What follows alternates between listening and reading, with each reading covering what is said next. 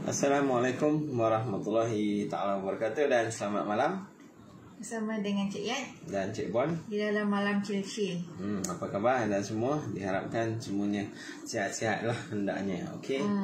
So sebelum kita proceed untuk perkongsian kami pada malam ini, so jangan lupa untuk tekankan button like. Jangan lupa juga tekan kepada lebih ramai lagi rakan-rakan anda supaya ramai lagi yang dapat bersama-sama dengan kami pada malam ini. Oh, kita nak dengar suara kita dulu. Kita takut nanti dia jadi macam malam semalam.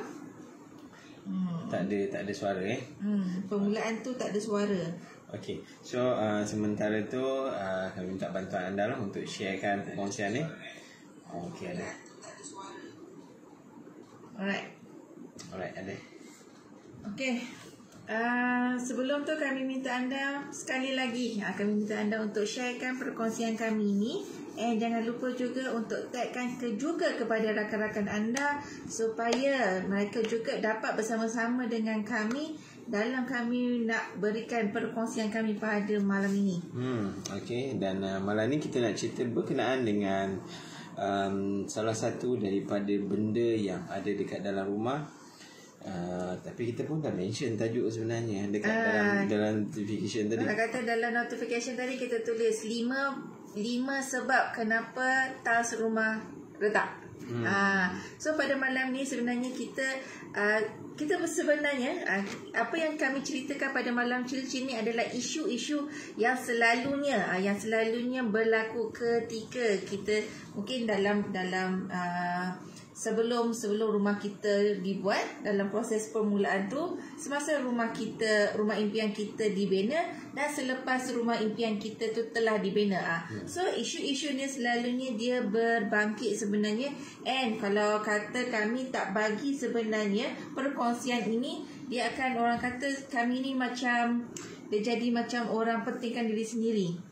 Sebab kami dah tahu benda tu kami tak cerita benda-benda perkara-perkara macam ni kepada anda. So that's why lah sebenarnya kami terpanggil sebenarnya untuk adakan malam chill-chill ni supaya apa saja isu yang berkait sebenarnya dalam anda nak menuju kepada rumah impian dan kepada anda yang dah punya rumah impian supaya keadaan itu tidak berlaku ataupun dia mengurangkan resiko untuk berlaku. Sebab apa? Sebab bila kita bercakap berkenaan dengan tile, mozaik, apa lagi yang dia bahasa dia tile, mozaik, jubin. Benda tu retak, dia kacau dari segi appearance, nampak tak cantik. Lagi satu kalau kata dia besar, dia boleh menyebabkan kecederaan.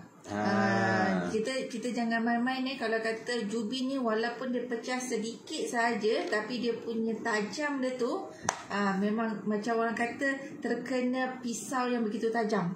Memang sangat tajam kalau kata kita kena hirisan daripada jubin tu sendiri. Okey, dan actually kalau kata kita spot benda tu, kalau let's say within construction ke apa kan, untuk nak tukar tu sebenarnya tak adalah susah sangat. Kita cakap dengan orang yang pasang tile tu, dia boleh tukar. Dia tak perlu pecah keseluruhan tu, tak perlu. Dia cuma tukar yang tu saja pun boleh.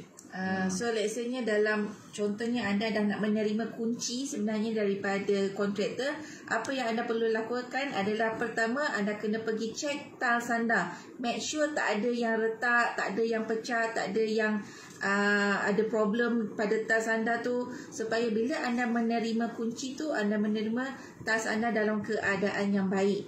Tapi kalau kata benda tu berlaku selepas penerimaan kunci, dia sebenarnya ada cara sebenarnya untuk diperbetulkan. Tak ada masalah. Benda tu mudah sekarang. Untuk nak tukar tu mudah. Cuma kita concern, kita takut nanti dia datang daripada batch yang berlainan.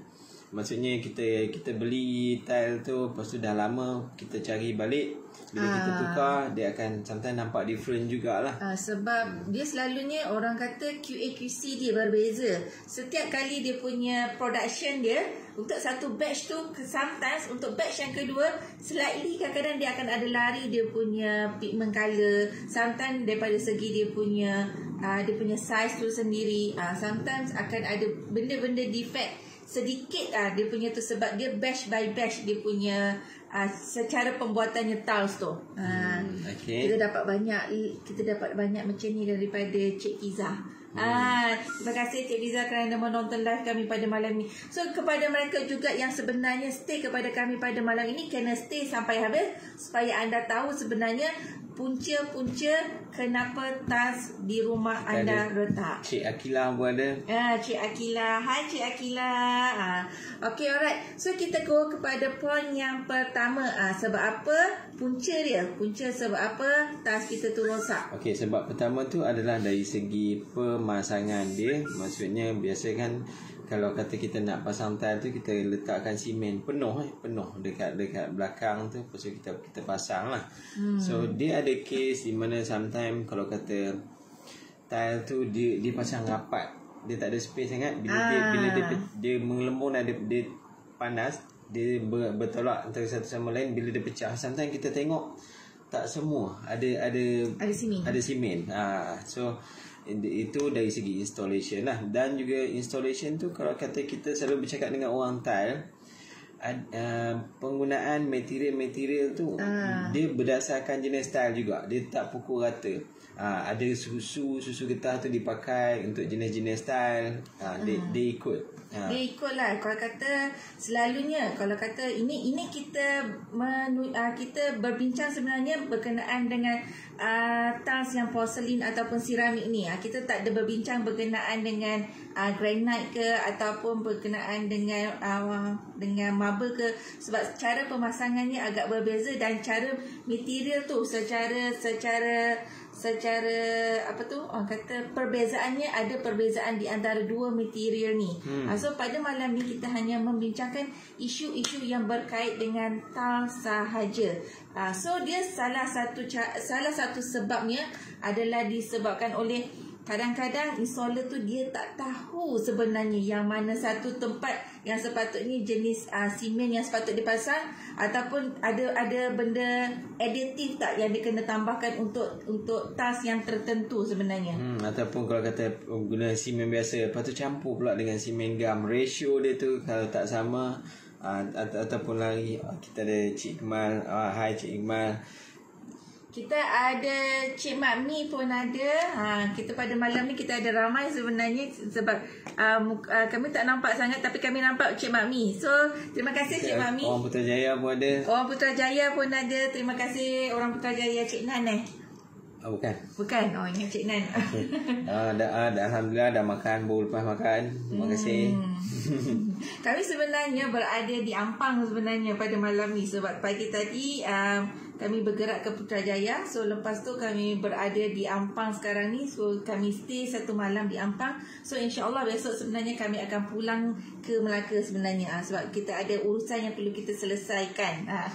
Okay, so tadi kita cakap pasal apa? Pasal pemasangan tile. Pemasangan tile tu, bila pasang tile, setiap tile dia punya penggunaan material dia berbeza. Ada campuran macam kita cakap tadi, susu getah tu, lepas tu ada campuran simen gam, ratio dia lain-lain. Lepas tu kalau kata tile tu, sometimes tile tu dekat kawasan yang panas, contoh kitchen cabinet macam tu, dekat dengan tempat masak tu, dia punya penggunaan gam dia tu dia pakai yang ada yang prefer dia tambahan, ada yang prefer pakai susu getah saja, ada yang prefer tambahan macam gam kayu tu. Gam kayu dan dia lekatkan and baru dia letak simen. Supaya apa tahu, sebab kawasan yang tabletop ni dia panas. So bila dia panas, lepas tu porcelain ni pula jenis yang bila kena panas dia cepat mengembang. So kalau kata dia punya mortar tu, dia punya simen dia tu tak cukup kuat, dia akan meletup. Itu yang meletup tu rumah kita punya tiles tu. Kita goreng ikan, kita ingat ikan tu meletup sekali tiles. Dia tok. Dia bunyi macam tu. Dia disebabkan oleh keadaan tabletop kita tu panas, disebabkan kita ada tempat yang kita masak dekat situ. So that's why cara pemasangan di tabletop dia agak berbeza sebenarnya. And sama juga kalau kata kita gunakan porcelain yang saiz 2x2. Yang selalunya kita letak dekat kita punya ruang tamu kita, dekat ruang makan ke apa kan, yang saiz 2x2 tu, yang tu selalunya kita akan ada aditif tambahan, kita letak latex dekat situ. Itu pun salah satu sebabnya jenis porselin tu, kalau kata dia tak ada cukup dia punya kekuatan dia untuk mengikatkan dia, itu yang jadi dia meletup-meletup. Dia common dekat tempat panas, especially kalau macam contoh rumah 2 tingkat, atas tu ada balcony yang tak ada berbumbung. Selalu kalau kita pasang rumah taman, dia tile dekat situ tercabut. Soalan daripada Cik Azrul, betul ke jika lantai kayu akan berbahang pada tengah hari panas? Taklah. Lantai kayu tak. Sebab lantai kayu, kalau anda perasan sebenarnya lantai kayu dia tak meresap haba.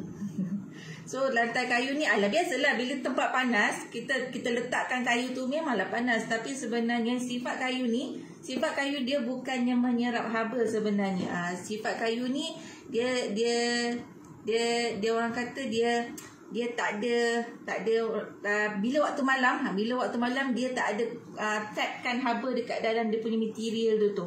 Itu adalah kayu sebenarnya. Tapi biasalah kalau kata kita letak kain pun dekat tengah panas pun, kalau kita letak kain pun dekat tengah panas pun, kalau kita pegang balik memanglah dia berbahang kan.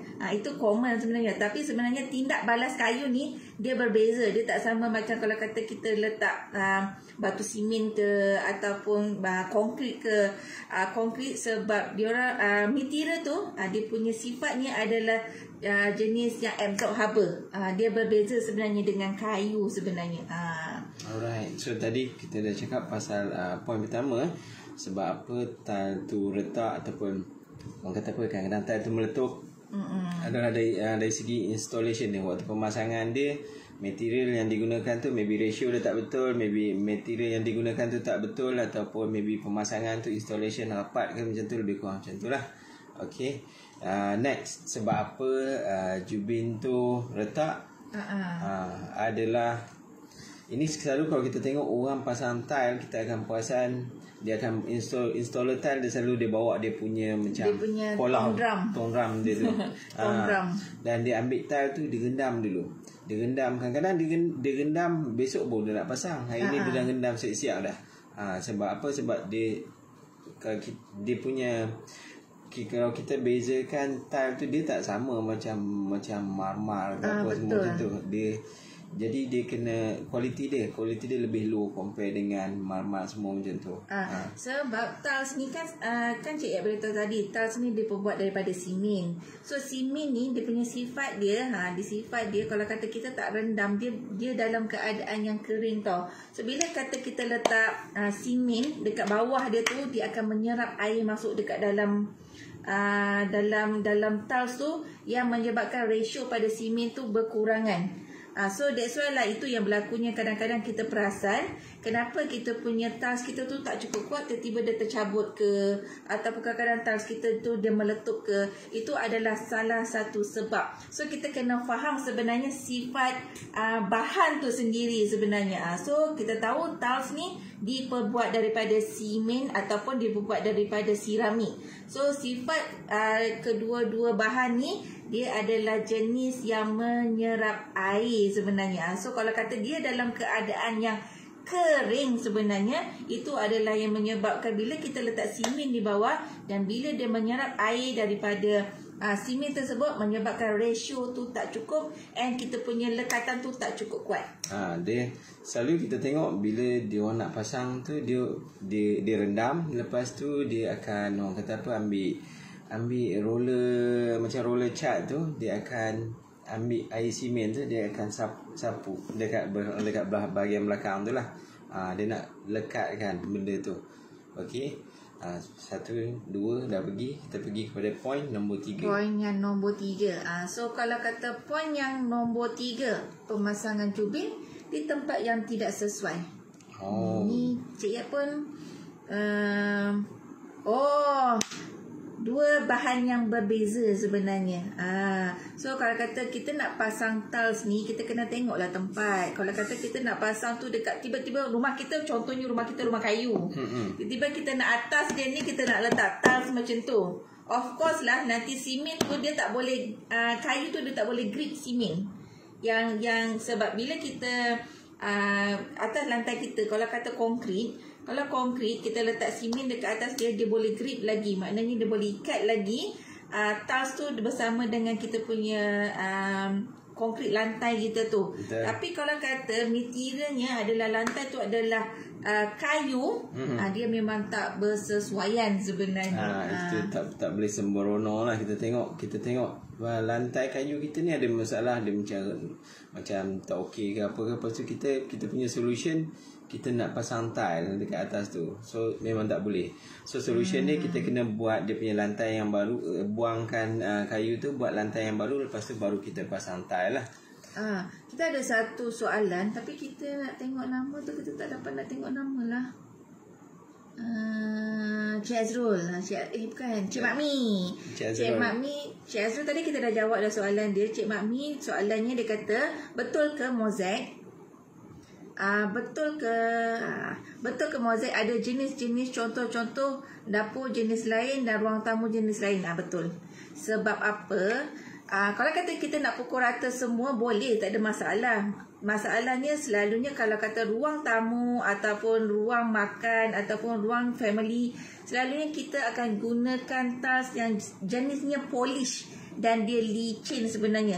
And dia sangat tak bersesuaian sebenarnya kalau kata kita letak di dapur. Sebab apa? Dapur memang selalunya dia akan berair. Walaupun sedikit saja air yang jatuh dekat atas lantai kita tu, kalau kata kita pasang tiles yang jenis polish, yang licin tu, dia akan menyebabkan kalau kita terlanggar saja, kita akan terslip and jatuh.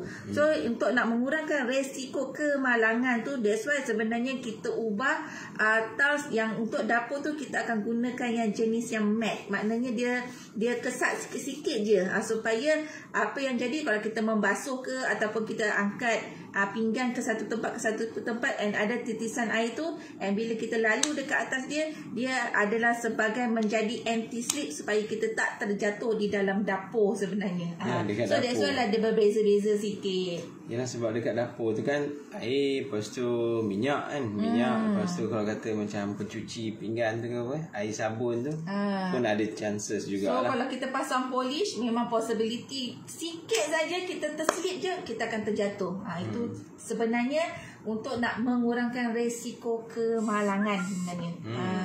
So that's why kita nampak ada perbezaan lah. Tapi kalau kata anda nak guna semua matte daripada ruang tamu sampai ke dapur, tak ada masalah sebenarnya.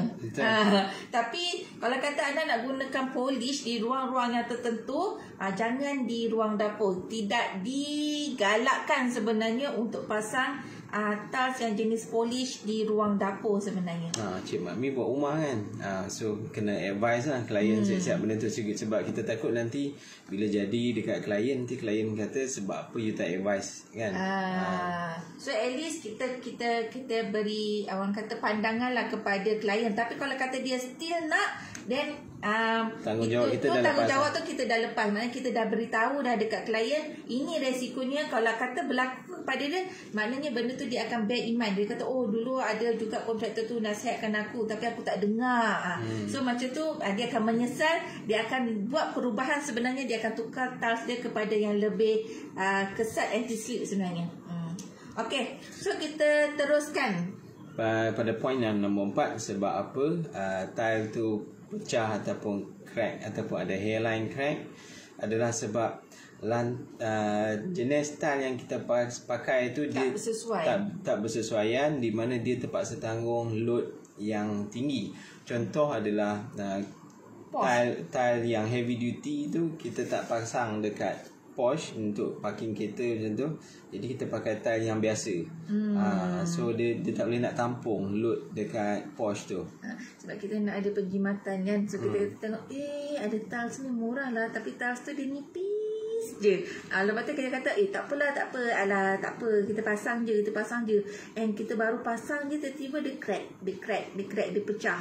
Dia kata orang ni mesti pasang, kontraktor ni mesti pasang simen tak cukup kat bawah ni. Dia tuduh kontraktor pula. Tapi sedangkan pilihan material tu sebenarnya yang menyebabkan dia punya tiles dia retak sebenarnya. So kalau kata anda nak pasang tiles di bahagian yang anda nak letak kereta ke, ataupun ada benda-benda berat lah, selalunya kalau macam troli ke, tolak troli ke apa kan, ataupun chest freezer tu ke, benda-benda yang berat-berat, dan digalakkan sebenarnya anda kena menggunakan tiles yang jenis heavy duty. Okay. Alright. So, banyak jenis style Kita ada banyak jenis tiles. Tiles ada jenis macam-macam tiles. Ada tiles namanya porcelain, ada tiles namanya ceramik, ada tiles namanya jenis heavy duty, ada tiles namanya homogeneous. Kalau homogeneous, kalau kata dia pecah keseluruhan dia tu kan, dia akan dapat bentuk yang sama. Tapi kalau kata tiles yang biasa macam ceramik ataupun porcelain, bila dia pecah dia akan nampak dia punya apa tu, yang warna surface dia dengan dalam dia tak sama. Itu beza sebenarnya. Dia tu. Dia tak sama. Tinggal kalau kata porcelain, kadang-kadang dia punya colour dia dapat semua sama, tinggal dia punya tekstur atas dia tak sama. Bila dia pecah, dia still nampak colour dia tapi teksturnya tak nampak. Dia berbeza dengan homogeneous. Kalau anda jenis yang bila takut tile tu macam chipping ke kan, lama-lama penggunaan mesti akan ada chipping. So kalau kita takut nanti dia macam ada perubahan ke apa kan, then anda go kepada homogeneous. Tapi satu je homogeneous ni, dia tak banyak pilihan macam tile ceramik dengan tile porcelain. Itu beza dia. So okay, kita dah go kepada point kita yang nombor 4. Okay, last point. Point nombor 5. Point nombor 5, sebab apa benda apa lagi yang boleh menyebabkan tile tu crack, tile tu pecah. Tadi kita cakap yang first tu sebab panas, tile tu dipasang pula rapat-rapat, lepas tu dia punya simen antara tu mungkin terlalu sikit sangat, jadi bila panas dia kembang, dia menolak antara satu sama lain, dia crack dia pecah. Orang kata tile meletup kan. Okey, so sebab kelima adalah kesan daripada banjir. So kalau kita tahu kesan banjir ni, kadang-kadang ada berlakunya pendapan pada tanah rumah kita tu. Tanah tu settle tanah tu settle. Lepas tu kita kena tengok, kalau kata kita perhati waktu orang buat slab lantai kita tu, kita tengok jenis slab kita tu, sama ada jenis sangkut suspended atau non-suspended. Diorang tanya, teknikal sangat lah diorang malam ni. Suspended, non-suspended tu apa benda tu? Lantai itu digantung. Dia non-suspended ni, ni beritahu lah secara orang kata mudah nak faham. Non-suspended ni maksudnya apa tau? Maksudnya anda punya lantai tu dia tak sangkut kepada anda punya beam keliling. Maknanya kalau kita perasan kadang-kadang ada jenis sebab kedua-dua ni betul sebenarnya. Tapi kalau kata tanah kat rumah kita tu adalah jenis yang macam tanah lembik ke, ataupun tanah gambut ke, tanah yang cepat mendap ke, so better sebenarnya lantai yang kita buat dekat rumah kita tu kita menggunakan jenis yang suspended. Apa maksud suspended tu? Maksudnya lantai tu sebenarnya dia bergabung dengan kita punya beam kita. So kalau kata berlakunya mendapan, maknanya kalau mendapan tu berlakunya di tiang, dan rumah tu dia akan bergerak sekali masuk ke dalam. Itu maksud dia. Tapi kalau kata non-suspended maksudnya cara pembinaan dia adalah dia akan menyiapkan beam dulu, lepas tu dia akan naik batu dulu, dia masuk tanah, dia compact, barulah dia konkrit. Maknanya lantai tu tak bersangkut langsung dengan beam. Itu maksudnya non-suspended. So kalau kata berlakunya banjir tadi, bila berlakunya mendapan dekat bahagian tengah ke, dekat tepi ke, dia akan menyebabkan kawasan tu yang akan turun sikit dan menyebabkan kita punya tiles kita retak. Okay, dan sometimes kita boleh nampak gap kecil itu di antara tile dan juga skirting dia lah. Skirting, sebab skirting kan belah tepi. Lepas tu nampak tile turun sikit, ada nampak gap. Nampak crack, bukan crack, nampak gap panjang tu lah. Dia macam crack tapi dia dah mula nampak besar lah dia punya gap crack dia tu. So itu adalah disebabkan kita punya lantai kita tu tak bersangkut dengan beam. Bukan salah tau, dia tak salah sebenarnya daripada segi construction tu betul sebenarnya. Dua-dua method tu betul sebenarnya secara construction ya. Tapi dia kena tengok kesesuaian tanah tu untuk kita nak menentukan sama ada lantai kita tu adalah lantai yang kena bersangkut dengan beam, ataupun lantai tu hanya boleh kita compact dulu dan baru kita konkrit setelah kita dah naikkan kerja dinding. Okay. So additional lah, macam kami selalu bila kami buat rumah selalu rumah besar-besar tak dapat lari, sometimes ada juga tile yang sometimes hairline crack. Dia sebabkan apa? Sebab bila kita masukkan perancah dekat dalam rumah. So sebab kalau kata tile yang heavy duty tu kita pakai dekat belah luar, dekat belah posh, tak ada masalah. Jadi ini belah dalam tile licin tu sometimes dia terkena perancah tu pula kita tak letak dia punya pelapik, dia akan jadi dia kena ada hairline crack dekat situ.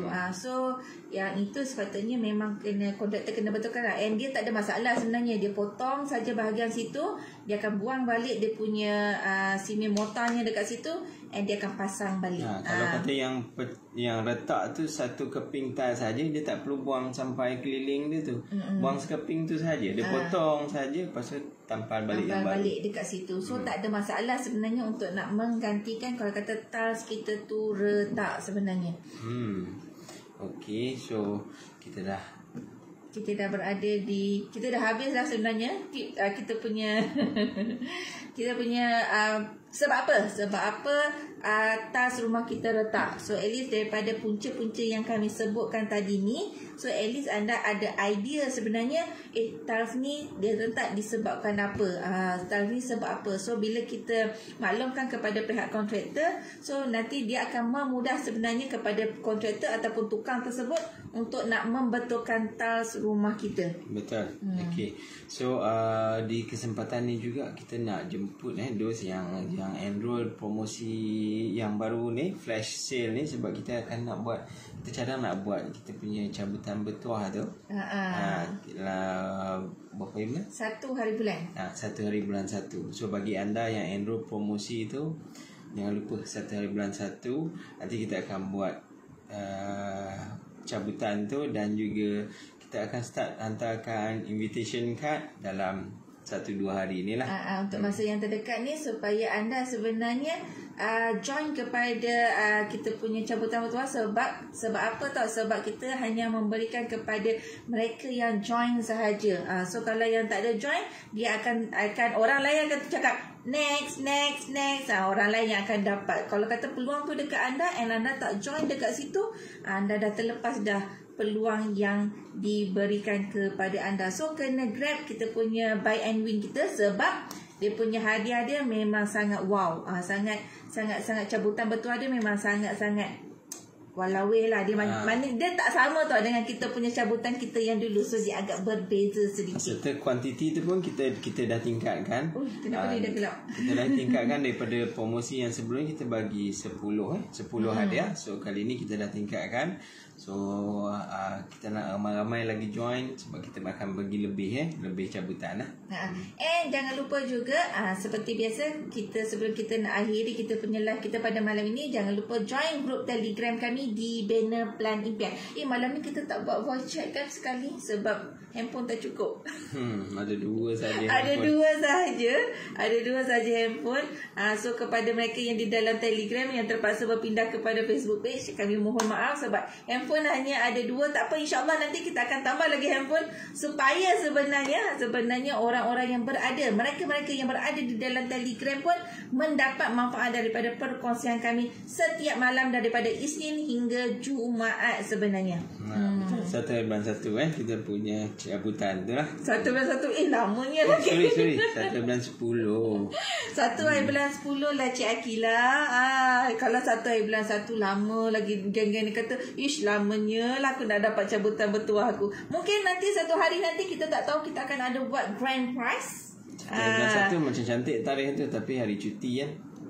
So mungkin kita akan ada buat grand prize yang menyebabkan kita akan ambil dia punya tempoh. Ada cabutan bertuah yang grand prize tu agak lama dia punya tempoh, dia kita kumpulkan semua orang masa tu, dan kita akan buat satu cabutan bertuah yang sangat grand. Tapi bukan sekarang lah. Yang sekarang ni apa yang kita lakukan pada 1 hari bulan 10 nanti adalah cabutan bertuah mereka yang sebenarnya dah enroll plan bersama dengan Farha Bina. So itu saja daripada Cik Yat pada malam ni. Dan juga Cik Bon. Assalamualaikum warahmatullahi wabarakatuh and bye.